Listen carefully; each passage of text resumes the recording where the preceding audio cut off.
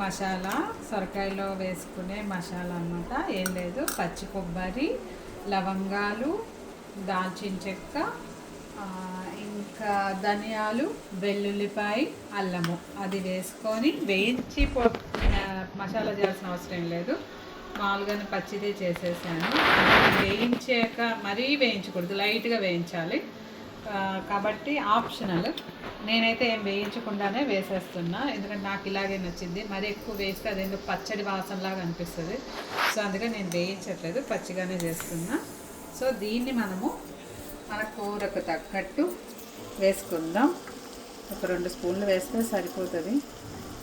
కొంచెం ఒక half spoon వేద్దాం చాలు. మరీ మసాలా ఉన్నా కూడా కూర అంత ఇది అనిపించదు. మనకు టేస్ట్కి తగ్గట్టు కొందరు మసాలాని ఎక్కువ ఇష్టపడతారు, కొందరు తక్కువ. మా వాళ్ళు కొంచెం తక్కువగానే ఇష్టపడతారు కాబట్టి కూరకు తగ్గట్టు వేస్తున్నాను.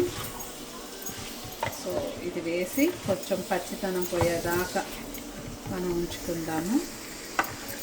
బాగా కలవనిస్తే బాగుంటుంది. సొరకాయని చాలా రకాలుగా చేసుకుంటారు. కొంతమంది పాలు పోసి చేసుకుంటారు, లేదంటే కొంతమంది టమాటా అవి వేసి ఇగురులాగా చేసేస్తారు. పప్పు చేసుకుంటాము, ఫ్రై చేసుకుంటాము.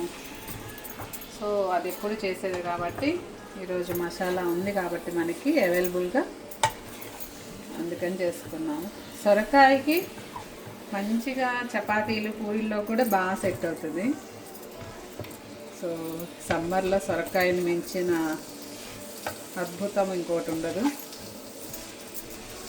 ఎందుకంటే వాటర్ కంటెంట్ ఎక్కువ ఉంటుంది కాబట్టి. సారీ, వీడియో మధ్య మధ్యలో డిస్టర్బ్గా ఉంటే క్షమించాలి. సో అదన్నమాట. ఇప్పుడు మనం ఈ పచ్చిదనం అంతా పోయేదాకా కొంచెంసేపు బాగా ఉంచుకుందాం, ఒక 5-10 నిమిషాలు. తర్వాత కొంచెం కారము, కరివేపాకు వేసేస్తే మసాలా సొరకాయ కర్రీ డన్. సరే, కొంచెంసేపు ఒక 5